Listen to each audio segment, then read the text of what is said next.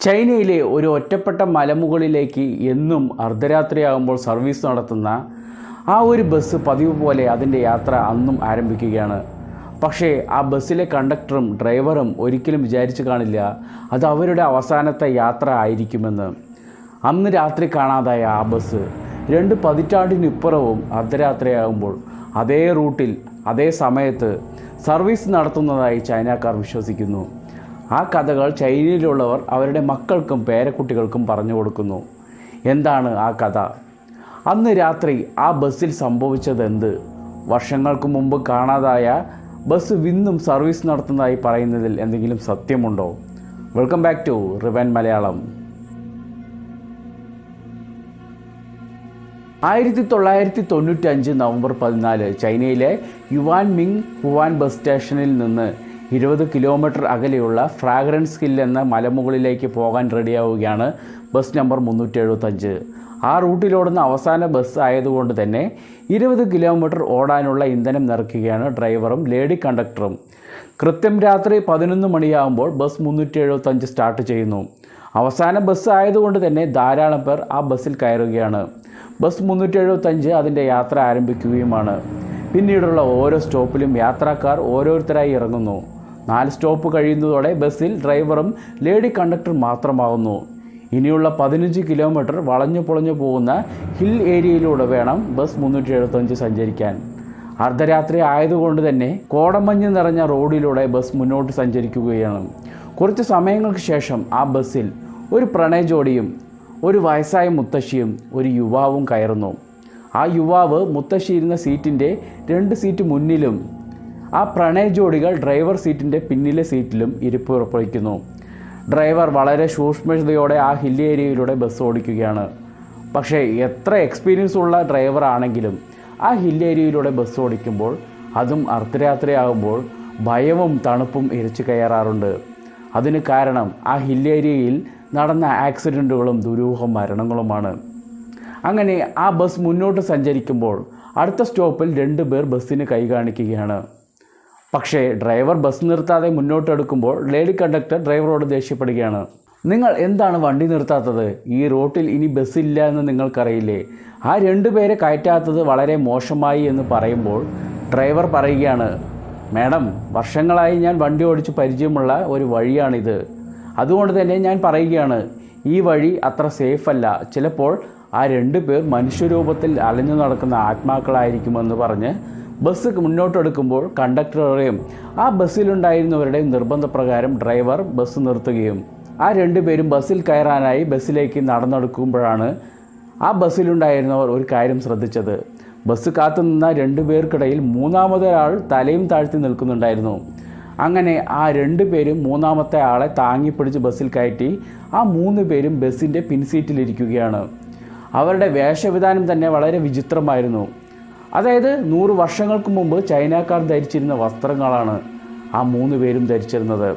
അതുമാത്രമല്ല, അവരുടെ രൂപവും ഭാവവും വളരെ വിചിത്രവും ഭയപ്പെടുത്തുന്നതുമായിരുന്നു. അതുകൊണ്ട് തന്നെ മുൻസീറ്റിലുണ്ടായിരുന്ന വയസ്സായ ആ മുത്തശ്ശി ഇടയ്ക്കിടെ ആ 3 പേരെയും തിരിഞ്ഞു നോക്കുകയും ഭയത്തോടെ കണ്ണുവെട്ടിക്കുകയുമാണ്. വീണ്ടും ആ ബസ് മുന്നോട്ട് സഞ്ചരിക്കുന്നു. ഏതാനും മിനിറ്റുകൾ കഴിയുമ്പോൾ ആ ബസ്സിലുണ്ടായിരുന്ന ആ പ്രണയ ജോഡികൾ അവർക്കിറങ്ങാനുള്ള സ്റ്റോപ്പിൽ ഇറങ്ങുകയുമാണ്. അതിനുശേഷം ബസ് വീണ്ടും മുന്നോട്ട് സഞ്ചരിക്കുകയാണ്. അങ്ങനെ കുറച്ച് ദൂരം കൂടി സഞ്ചരിച്ച് കഴിയുമ്പോൾ ബസ്സിലുണ്ടായിരുന്ന മുത്തശ്ശി ബസ് നിർത്തു, ഇവൻ എൻ്റെ പേഴ്സ് മോഷ്ടിച്ചു, എൻ്റെ പൈസ അവൻ എടുത്തു എന്ന് പറഞ്ഞ് നിലവിളിക്കുകയാണ്. ഉടനെ തന്നെ കണ്ടക്ടർ മുത്തശ്ശിയോട് കാര്യം എന്താണെന്ന് അന്വേഷിച്ചപ്പോൾ ആ മുത്തശ്ശി പറയുകയാണ്, ഈ പയ്യൻ എൻ്റെ പേഴ്സ് മോഷ്ടിച്ചു, ഇവനെ പോലീസിൽ ഏൽപ്പിക്കണമെന്ന് പറയുകയാണ്. പക്ഷേ ആ ലേഡി കണ്ടക്ടർ പറയുകയാണ്, നിങ്ങളുടെ മുന്നിലെ സീറ്റിലുണ്ടായിരുന്ന പയ്യനെ എങ്ങനെ നിങ്ങളുടെ പേഴ്സ് മോഷ്ടിക്കും എന്ന് ചോദിക്കുമ്പോൾ, അതൊന്നും എനിക്കറിയില്ല, ഇവനെ പോലീസ് സ്റ്റേഷനിൽ ഏൽപ്പിക്കണം, ബസ് നേരെ പോലീസ് സ്റ്റേഷനിലേക്ക് വിടുക എന്ന് പറഞ്ഞ് നിലവിളിക്കുകയാണ്.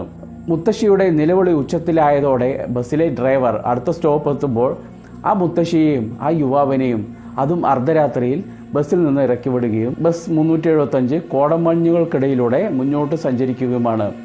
അപ്പോഴും ആ ബസ്സിൻ്റെ അവസാന സീറ്റിലുണ്ടായിരുന്ന ആ 3 പേരും ആ മുത്തശ്ശിയെ പിന്നിലെ കണ്ണാടിയിലൂടെ തുറച്ചു നോക്കുകയാണ്.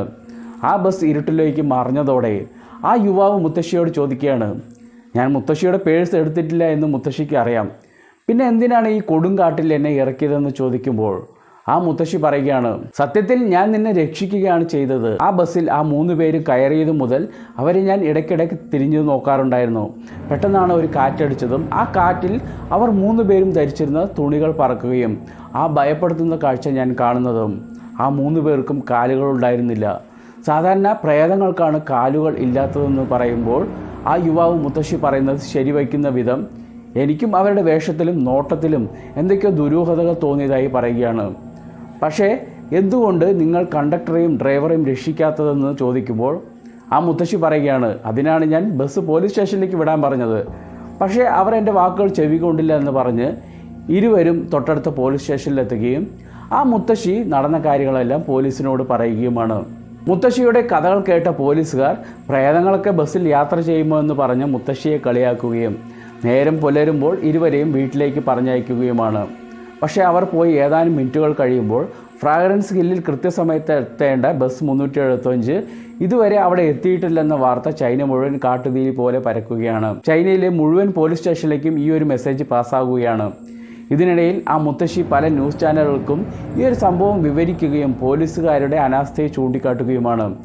ഈ വാർത്ത കാണുന്ന തലേ ദിവസം ആ മുത്തശ്ശിയും യുവാവും പരാതി നൽകാൻ പോയ ആ പോലീസ് സ്റ്റേഷനിലെ പോലീസുകാർ ബസ് 375നായി ശക്തമായ തെരച്ചിൽ നടത്തുന്നു. കാരണം അവരുടെ പരിധിയിൽ വരുന്നതായി ഫ്രാഗ്രൻസ് ഹിൽ എന്ന ആ പ്രദേശം.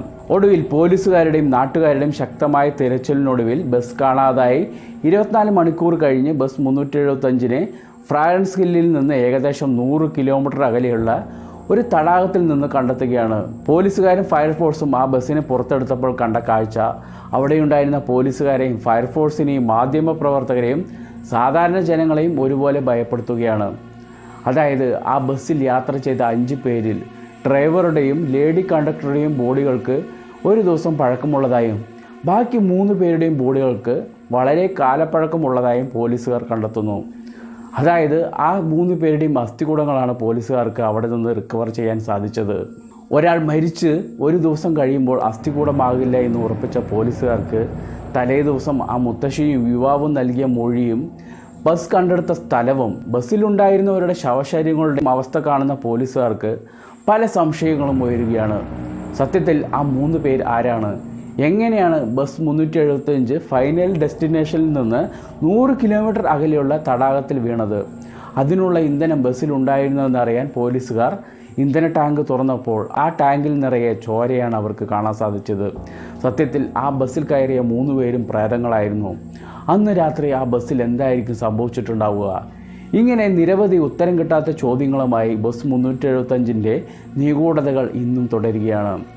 പക്ഷേ ഇന്നും ചൈനയിലെ ഒരു കൂട്ടം ജനങ്ങൾ വിശ്വസിക്കുന്നത് അർദ്ധരാത്രിയാകുമ്പോൾ ബസ് 375 ആ മലമുകളിലേക്ക് സർവീസ് നടത്തുന്നുണ്ട്, അത് ഓടിക്കുന്നത് ആത്മാക്കളാണ് എന്നാണ്. മറ്റു ചിലർ വിശ്വസിക്കുന്നത് ഇതൊരു കെട്ടുകഥ മാത്രമാണ് എന്നതാണ്. അപ്പോൾ പുതിയൊരു വീഡിയോയിൽ കാണപ്പെട്ടാം. Take care, by.